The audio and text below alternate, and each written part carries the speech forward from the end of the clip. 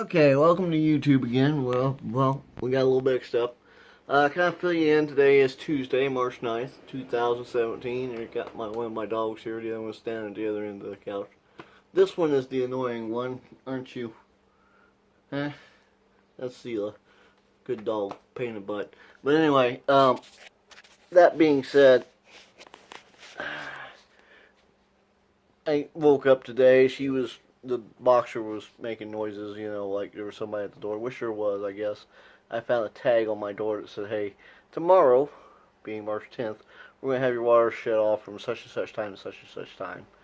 And today's around 4 o'clock, but I think tomorrow's going to be shut down from like 9 to 3 or something like that. Anyway, apologize for not getting two videos up. I may or may not get them up today, I don't know.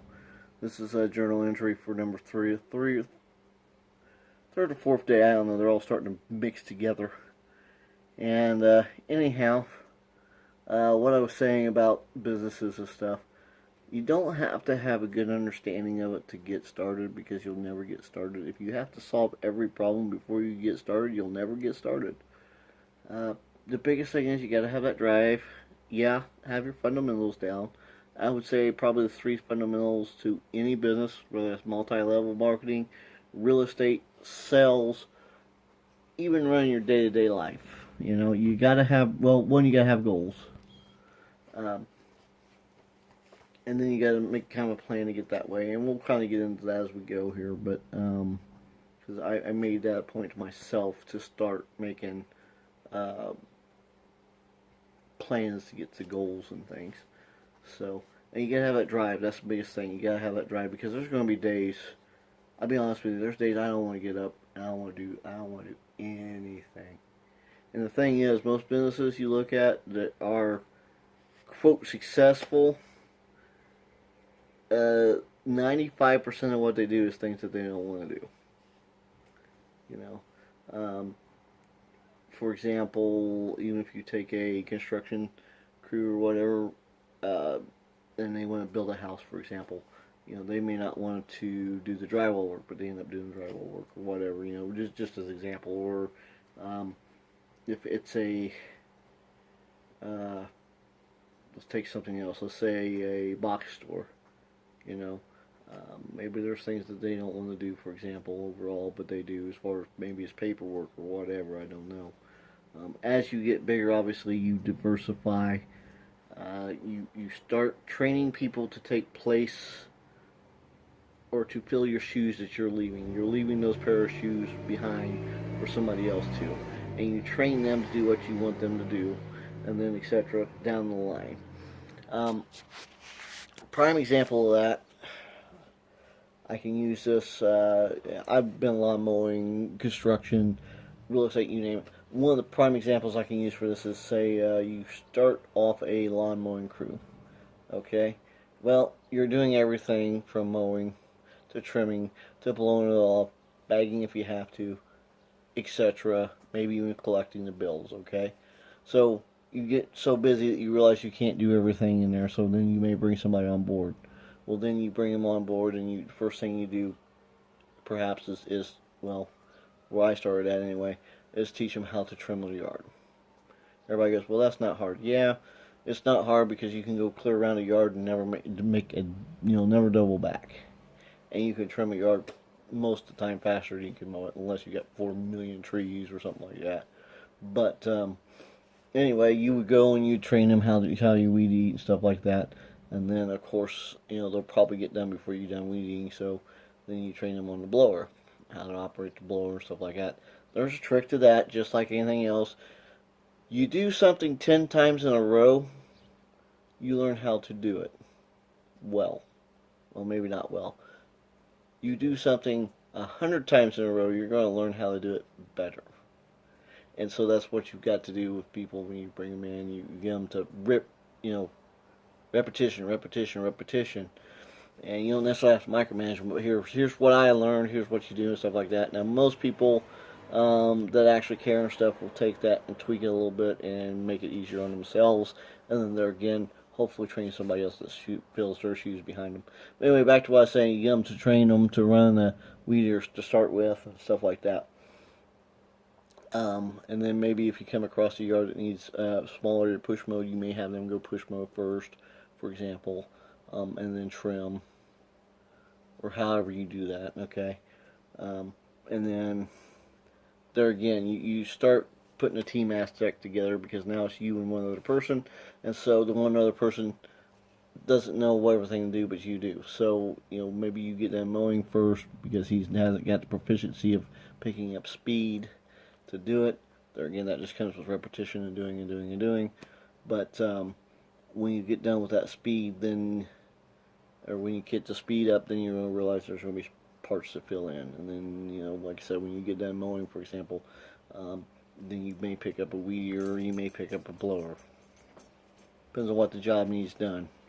And then you kind of keep things moving. And so that's kind of things that you train people along the way to keep stuff moving. Same with real estate. Just for example, when I was bringing people on board, and I'm going to get back to this here soon, is I was the one out collecting all the data. I was contacting the sellers, I was contacting the buyers, I was getting investors on board. You have pardon my dogs are barking in the background. All that. But then as I started stepping out of that, I started having more and more tools to enable that, to make it easier.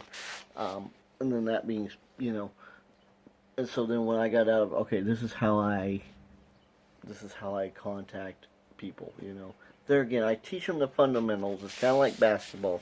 I teach them how to dribble. I teach them how to do the layup. I teach them how to move the ball. I get them doing the running back and forth. All the drills that you do in basketball. I give them the fundamentals. And I'm hoping, and most of them do. And I said, I want you to take this and run with it, Put your own little tweak on it, There again, when you create, and I see that so many times happen with these gurus, quote unquote gurus, that have, do these seminars and stuff like that. They'll get these books, and then they've got these little templates that you read from and stuff like that. And that's great. And I got templates that I use myself, but like I tell them, don't read off of them. Read off them. They're just kind of a guideline for you to use as a crutch. They're going, as you're learning, I don't expect you to know everything as you start off. So when you start contacting people, when you do it. They're going to do it 10 times in a row. You're going to start knowing what you need to expect from them. And people get worried about making mistakes. You're going to, but the thing is, the people on the other end doesn't know what you're supposed to ask, what you're not supposed to ask or do, or whatever. So if there's something that's overlooked or what have you, it's just a matter of contacting them back. And again, I teach people how to kind of leave that open to, hey, if I can help you, we'll call you back. So, yeah. And then advertising is probably the biggest thing, or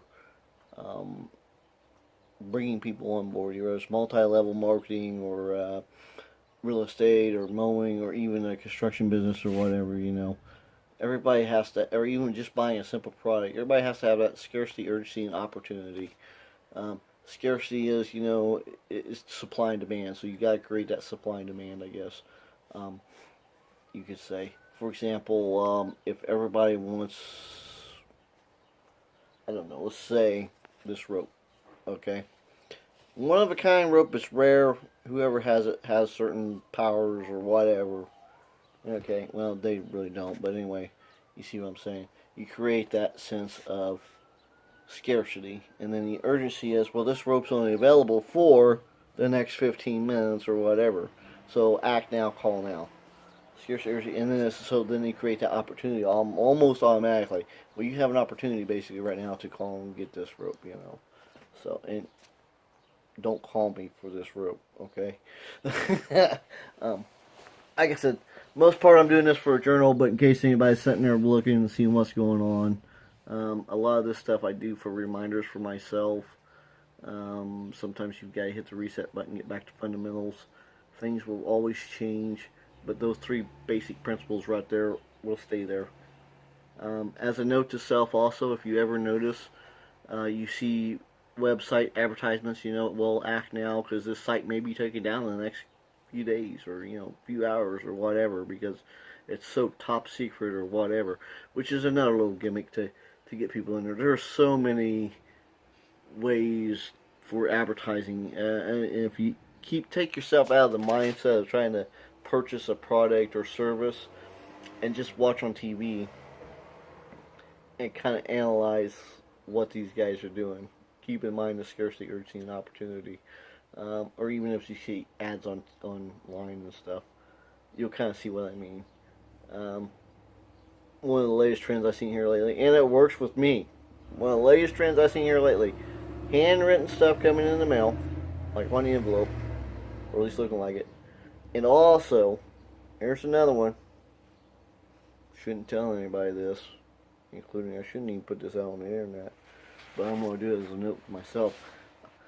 Works really well for me. Something that comes in a brown paper envelope or even a plain envelope with a little window on the front and stuff, and it looks like a check background. You're automatically going to open it. Now, obviously, right after you open it, you're going to be like, oh, well, it's not a check. And so then, at that point, it does its job to get you to open the thing. Then you have to attract their attention, keep it, stuff like that. So this is just some of the things that I observed going through. Like I said, this is mostly a journal for me. Today has been a pretty good day. I haven't started work on the house yet. It's been kind of nasty morning up to about 9 or 10 this morning. It was, and now it's about 4 o'clock. It's not sunshiny out, but it's cloudy. And I'm going to try and get a few things done in the house before I have to go to the pool league. Money's tight this week, so we're going to see what gets done. But I said, just for a note, man, I made less than $200 last week. And that is to myself. So when I look back through these videos, which I will, and I can see what's going on. But every business is going to have their struggles. It's just a matter of who you want to struggle with and what you want to do. If you have something that's a passion of yours, go after it. You're going to have struggles with it. There's always going to be. Don't let them get down. Almost any business owner is a problem solver. Whether that is a physical problem, as far as, like I said with the construction thing, where, the guy had all the equipment break down, stuff like that, or if it's a mental problem, as far as getting, how to get more people on board, or whatever the case may be. But anyway, I got this crazy dog here. Zila. There she is. Pain in my butt, but I wouldn't trade her for the world. Her and Molly, which Molly is the other dog. She's outside right now. Anyway, y'all have a good day. Peace. God bless. I'm trying to see if I need to make any more notes of myself. I don't think I do. We will see y'all later. Bye-bye now.